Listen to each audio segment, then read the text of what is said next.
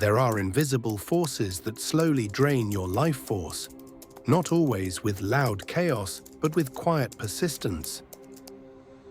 Most people don't even realize how much of their vitality, clarity, and emotional balance is being stolen. This video is not about fear, but about deep awareness.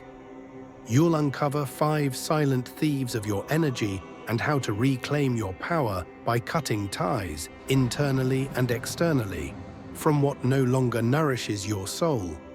These forces are subtle. They often disguise themselves as duty, love, productivity, or even normal life. But the price they demand is your aliveness.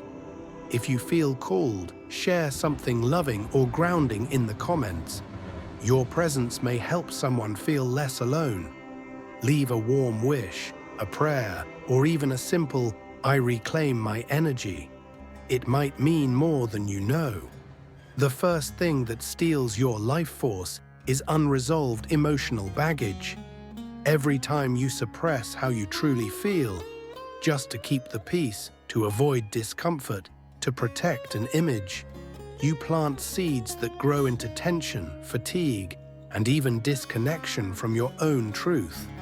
These emotions don't disappear, they go underground, building invisible walls around your heart.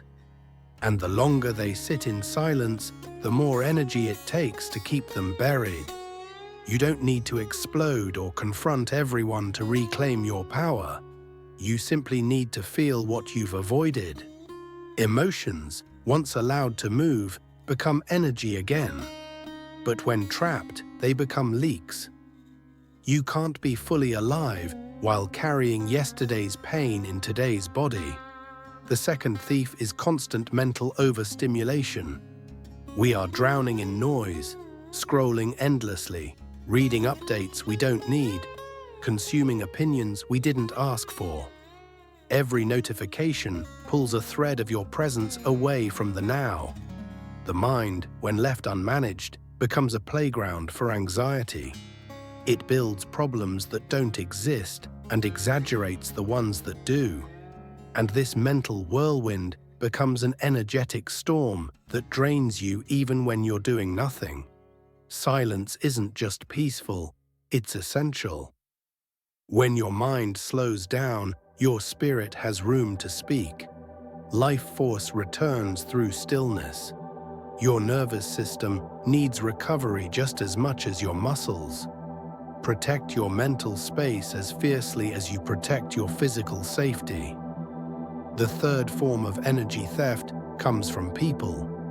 But not just anyone, specifically those who feed on your attention, your empathy, your energy without giving anything back.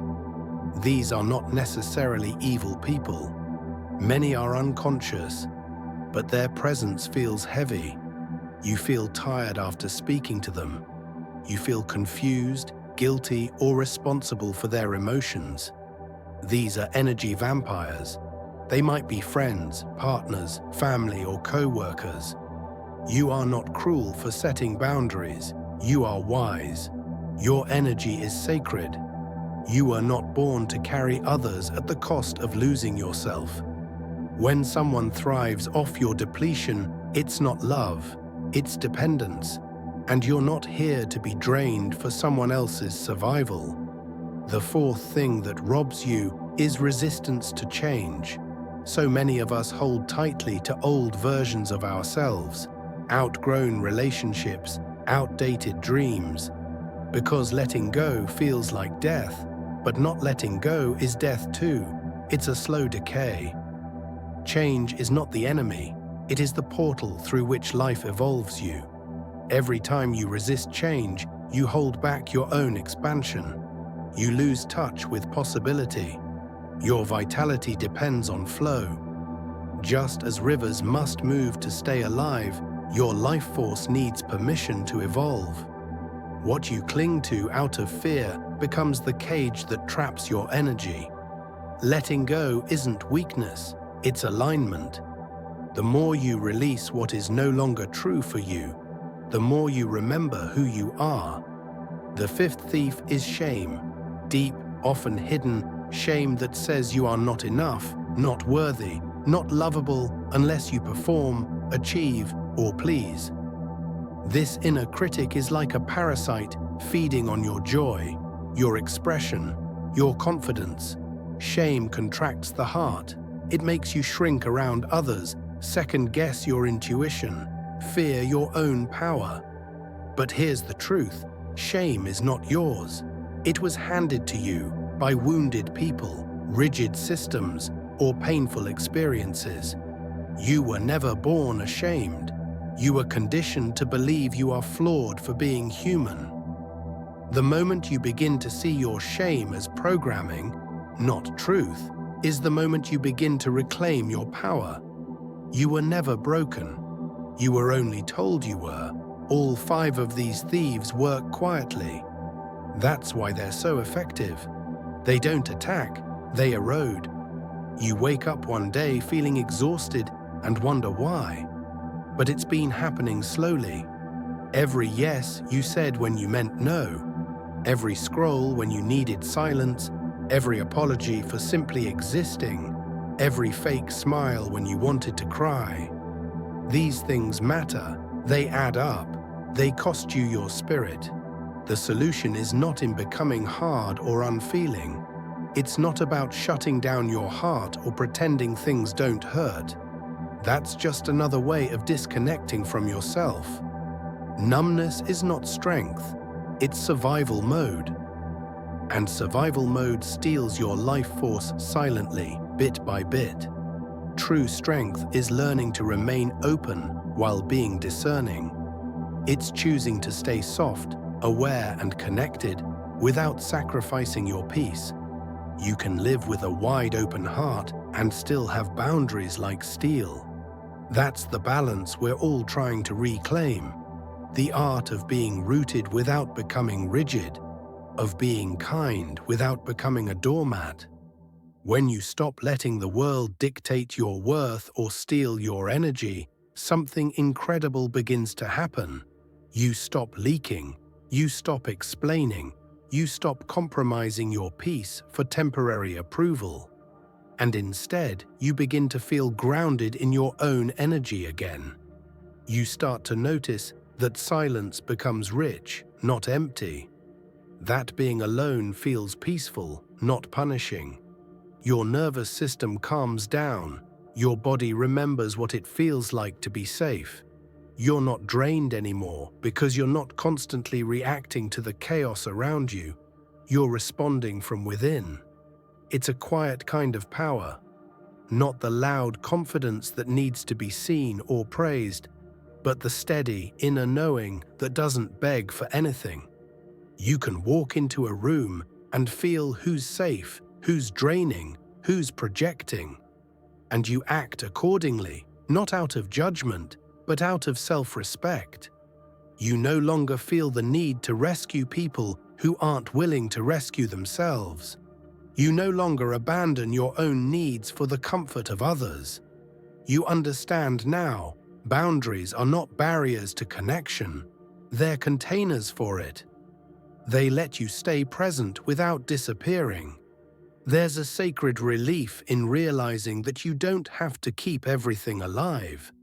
Not every relationship, not every conversation, not every connection deserves your lifeblood. You begin to notice what uplifts you and what empties you. And once you do, you don't argue with it anymore. You honor it. This is the turning point. You stop thinking it's your job to fix what's broken in others. You stop playing emotional therapist to those who only drain you. You learn that your energy is not a currency to buy love. It's a reflection of your essence, and it's not for sale. Of course, there will be moments of discomfort. Reclaiming your energy often means walking away from what once felt familiar. It means losing connections that fed off your silence, your guilt, your overgiving. That kind of grief is real, but so is the freedom that follows. You begin to feel whole, even when alone. You start building a life where your peace is not dependent on who stays or who understands. You become your own sanctuary, and from that wholeness, everything else aligns. People who resonate find you. Opportunities open. You attract what matches your energy, not your wounds. This is the beauty of awareness. When you become conscious of what steals your life force, you start protecting your inner space like sacred ground. You choose how you engage, when you speak, where you go, what you feed your mind and spirit. You stop giving the best of you to the worst of circumstances. And slowly, you return to your natural state, not hypervigilant, not exhausted, but open, clear, steady. So take a deep breath. Let the old contracts go, the silent agreements that told you love has to hurt, that kindness must come with sacrifice, that your value depends on how much you give. Let it all fall away. Your energy is yours to reclaim. You are allowed to be at peace. You are allowed to rest. You are allowed to be fully here without leaking your soul to survive. The world doesn't need a more exhausted version of you. It needs the real you, awake, boundaried, lit from within. Drop a follow and like the video if this resonates with you, and don't hesitate to cheer up and support fellow brothers and sisters difficult times in the comments. Chosen one, keep your head up and stay true to yourself, always with love.